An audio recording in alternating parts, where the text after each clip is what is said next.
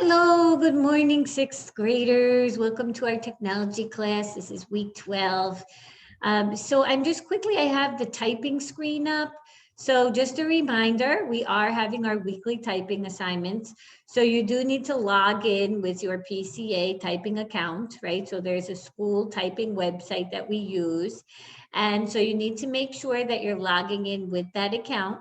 And so far for the second quarter, we have had one typing assignment. It was called Shift Key and Capitalization.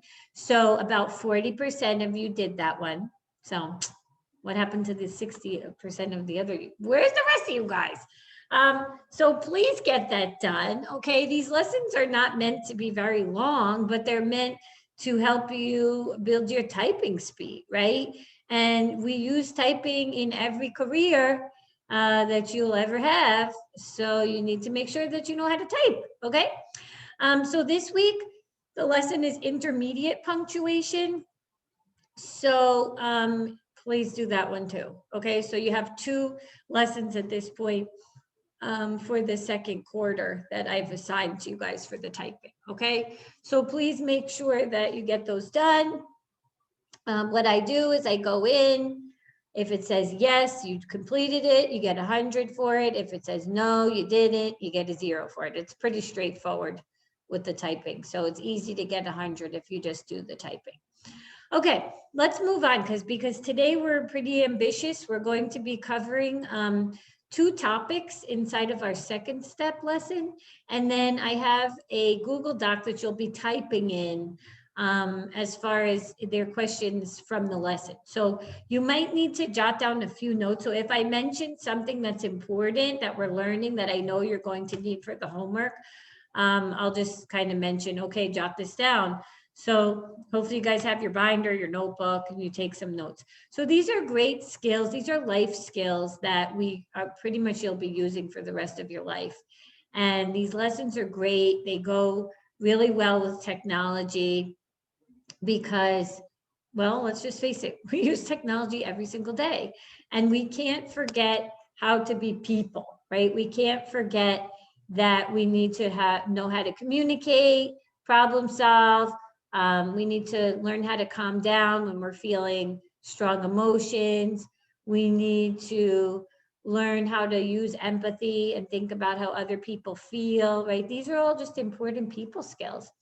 And if you think back, when we did our career week the other week, some of these main skills that are going to be, I'm just pulling it up because I know I put it on the website. If you look here, the top job skills of the future, and it's interesting because communication is one of them, emotional intelligence is one of them, empathy, problem solving, resilience, all of these skills that are, we call these soft skills because they're not really like a technical skill, meaning that like, okay, I learn a specific formula and then that now I know how to do whatever this thing is. These are things that you have to learn within yourself, right? Because they're part of your being, who you are as a person. And so they're things that like we're attempting to teach to you, but how can we really measure this? You know, like your teacher is teaching you all these different subjects, right, that you're learning. You have social studies and math, and you can take a test and we can assess, oh, okay, you got 93. But, you know, we're teaching you emotional intelligence or empathy or something like that, communication skills. How can we really assess you? I mean, we can observe you and we can see how you treat other people. You know, we can observe and see how you interact, how you communicate, and kind of generally assess that. But it's not really something that's easily scored, right? But it does matter more than a lot of the things that are scored because it's who you are as a person, it's your character, right? And so that really does matter. And so that's why we spend time teaching these things to you guys. So this week, the topics of our two lessons they go very well together. The first part is talking about how can you disagree with somebody in a respectful way? So I love this topic because how many of you guys have ever been on any of the like message boards or participated in comments, whether it's on Instagram, Facebook, YouTube, there's like the comment section, leave a comment, right? And people are constantly trashing other people on there. And they're constantly disagreeing with each other about certain things. And they do it in a really mean, nasty way where they make people, they put them down and they just badmouth people, right? And that's no way to be communicating. And so we're going to learn like it's okay to disagree, right? Like we just closed up this whole political season, right, with this election and things. And we saw how people were just going at each other, disagreeing about the different candidates and things, right? But there's a great good way to do it, and then there's a terrible way to do it.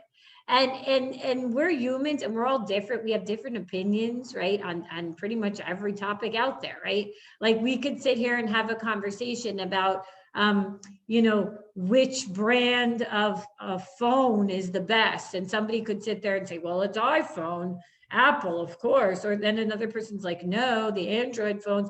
And you could go back and forth, right? We could disagree about a zillion different things because everybody has opinions on things.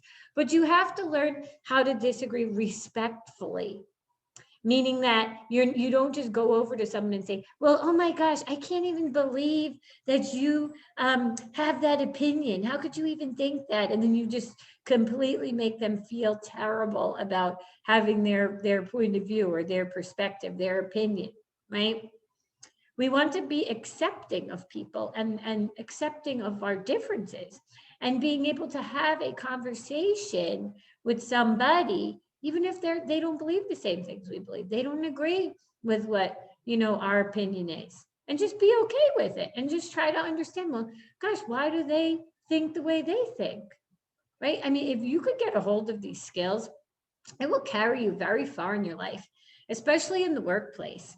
Here it's a little bit different because it's a Christian environment.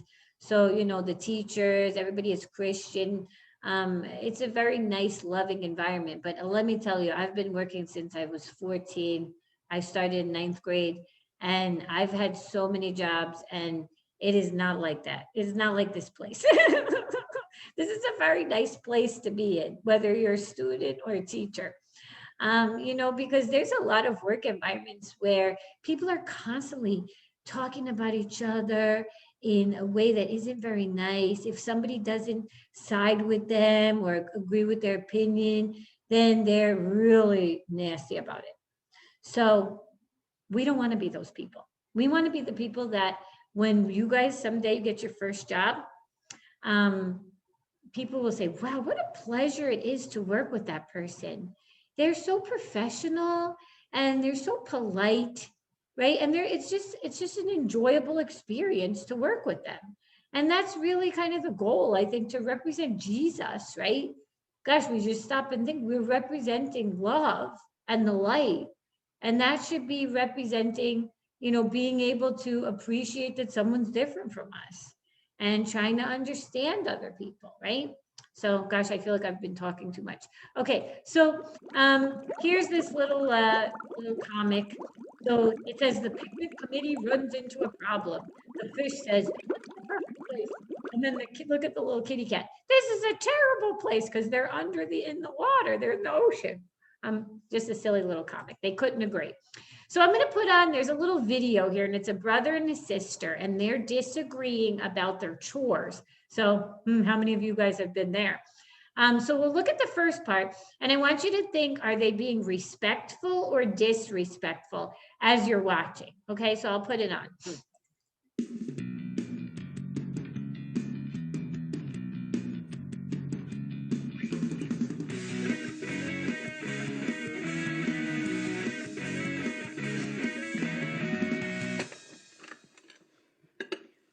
Where do you think you're going? Out. I asked you where you're going. No, you asked me where I thought I was going. I know where I'm going. To Michael's house. Oh, no, you're not. You're not going anywhere, so you wash the dishes. What makes you think it's my turn? Because it is. I cleared the table. So, I did a bunch of other chores already. And now you have to do the dishes. That's stupid. I did them last night. Oh, Tyrone, can you do the dishes for me? I have so much homework to do. I got even more tonight. You're always trying to get me to do your chores. No, I'm always trying to get you to do what you're supposed to do. Okay, that's not true. That's the way it is. Whatever. Tyrone! Lindsay. Tyrone, Lindsay.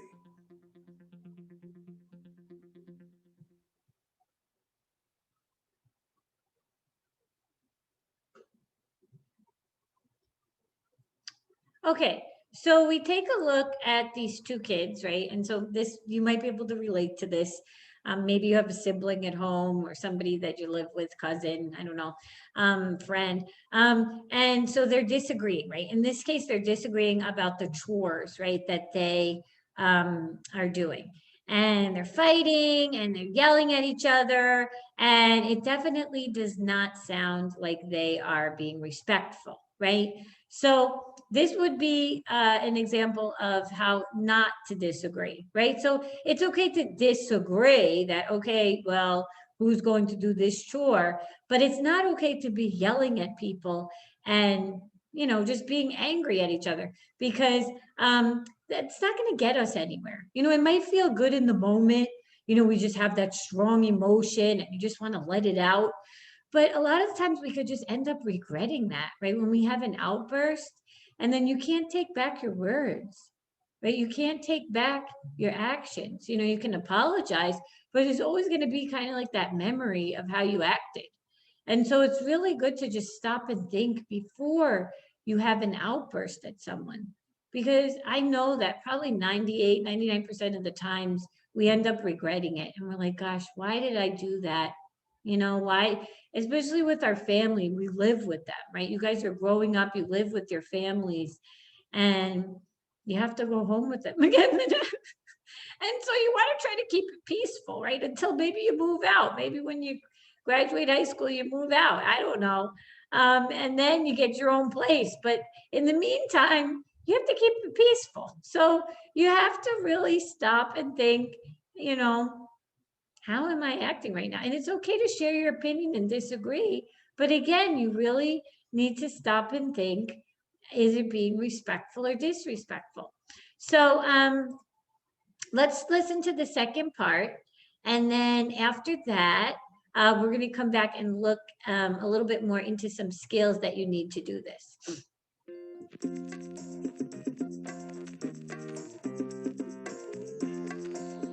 If you want to have friends over, guess what you need to do?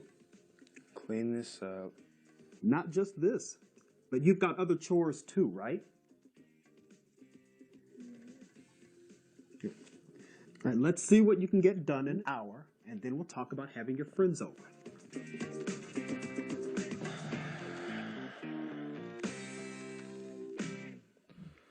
Okay. I think we should clean the family room first. Then we can clean our bedrooms after that. No, I'm gonna clean my room first. Why? Because I'm just having Michelle over. We can hang out in my room. You're having 3 friends over.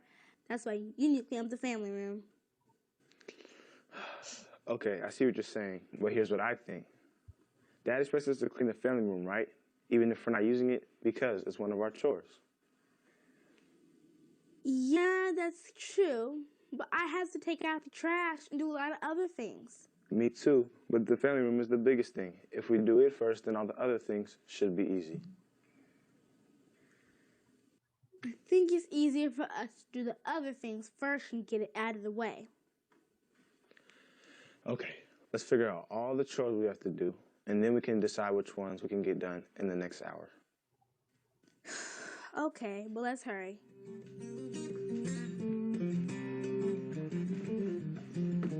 Okay, what do you have? I have my room, the laundry, and mow the lawn. I have my... Okay, so hopefully you're starting to see, obviously these are videos and they're actors and actresses and they're being very dramatic and things, but I feel like it does represent similar situations that we can all be going through, right? So we see in this second part that now they're being respectful with each other. They're listening to each other's thoughts and opinions, ideas, and they're compromising, right? They're coming to an agreement where they can both feel okay with it. And so I think this is a great example of how you can disagree in a respectful way. They're not yelling, they're staying calm, they're listening to each other. And again, I know in the moment, it's not easy to do this. You just want to yell and kind of have your little outburst.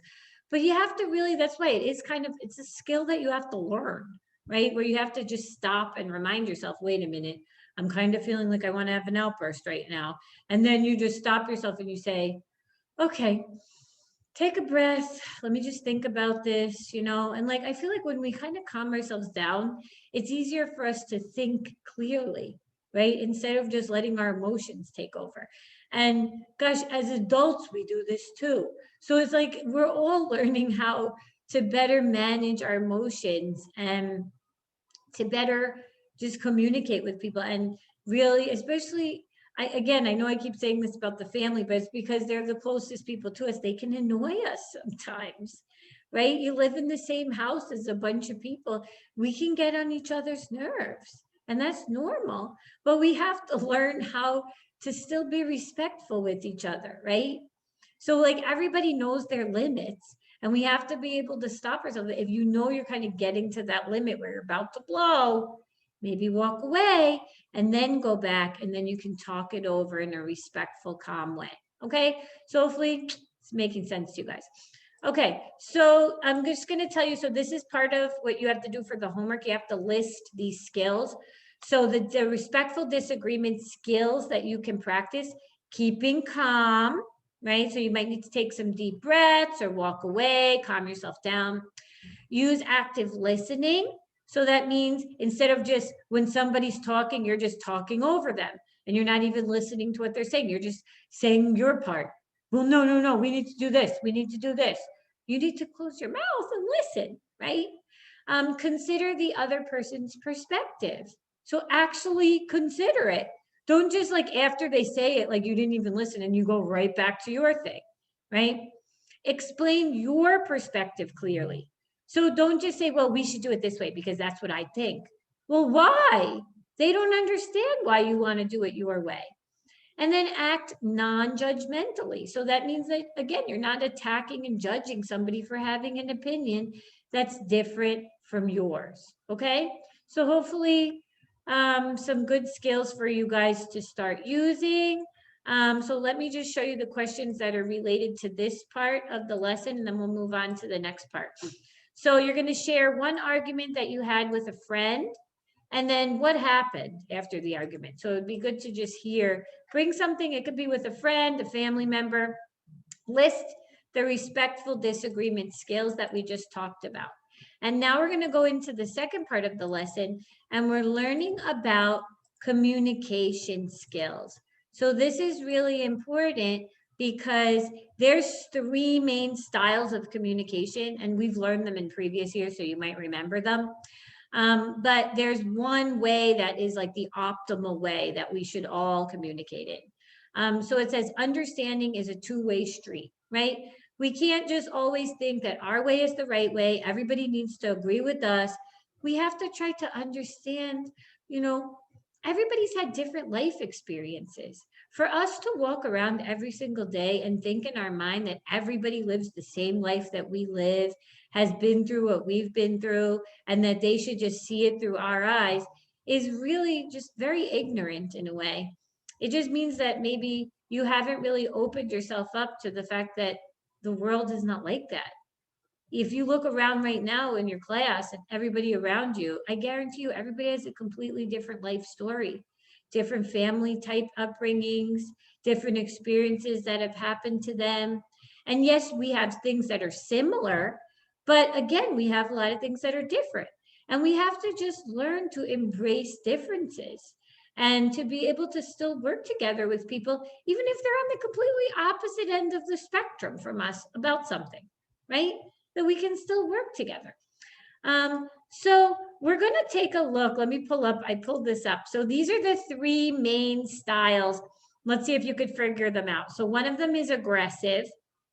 Next one is passive. And the third one is assertive. Those are our 3 main styles. So here's here's the big mouse and he's like, give me my cheese now. So what do you think? Is he being assertive? Is he being passive or aggressive? He's being aggressive, right? And then there's this little guy down here at the bottom and he's like, sorry, mumble, mumble, mumble. He's being very passive, right? He was not even looking at it, the other little mouse. And then there's this guy right here. Hey, Pete, I need to have my cheese back. Oh, okay, Fred. And he's being assertive. So that's what we're going to be learning about, these 3 different styles of communication. And I want you to start thinking about which one do you mostly communicate in? Which of the styles do you mostly use? Are you mostly an aggressive person in your communication? Are you more passive or are you more assertive? So we're going to look at 3 little video clips now of this girl and try to think which one she is in the clip. So I'll put it on. I don't know. Maybe. I mean, I don't want to get in trouble. What if they found out? I guess I'll do it if you are. It's just that, you know. So hopefully you were thinking passive, right? She seems very indecisive. She just looking at her body language, right? She seems like she's not very confident in her ability to make a decision. She's very hesitant. So that would be passive. Okay, let's try clip 2. That's the stupidest thing I've ever heard. I can't believe you're taking her side. I thought we were friends. She's a big liar. I never said that about you. Never. Okay, aggressive, right? She's really being disrespectful. She's using a tone of voice that is very loud, right? It's almost like she's yelling, kind of like an attitude. So that would be aggressive. And then this is the 3rd one. I don't want to. Smoking is gross, and besides, it's bad for you. I just can't hang out with you if you're going to smoke. So assertive. She's giving her opinion why she doesn't want to do what the friend is asking her to do. She sounds very confident and calm. And so it's just a little exercise to help you guys to see how the different styles look. So take a minute and think about yourself, right? Like, how do you communicate with your friends, your family, your teachers? How do you sound, right? So the things that we look at, which I put together a little chart and we're going to go through it together. So the things that we look at when we're looking at communication styles is we look at what the words of the message that we're giving, our tone of voice, our facial expressions, and our body language. So for example, when we're being passive, what kind of a message are we communicating with our words? We're communicating that I'm not important and my opinions don't matter. So it's kind of like you believe, like if you might have a little bit of a self-esteem, maybe a self-confidence issue, you don't really believe that anybody cares about what you have to say, so you don't really even share it. You're maybe a little bit more timid and unclear. A lot of the times your eyes are looking down, so you don't even make eye contact. You may even be a little bit like your face might look a little bit worried. You might keep your head down, maybe have a little bit of a slumped posture. That would be a passive style. Aggressive, you are saying to the other people, you're not important to me and your opinions don't matter. So you kind of give off that aura of like that nobody else really matters. It doesn't matter what they say or think. You can come off as very forceful in your tone of voice. Your facial expressions might be a bit glaring, narrow eyes, maybe a hard, angry expression, right? And then your body might be a bit like tense, maybe a clenched fist, a pointing finger, you need to listen to me, right? A confrontational posture, that would be more aggressive. And then for assertive, you're saying that we're both important and both of our opinions matter. Your tone of voice is very clear and firm and calm. Your facial expression, the eyes are looking at the person, you have a confident expression. And then with your body language, your head is up, your shoulders are back, you have a confident posture.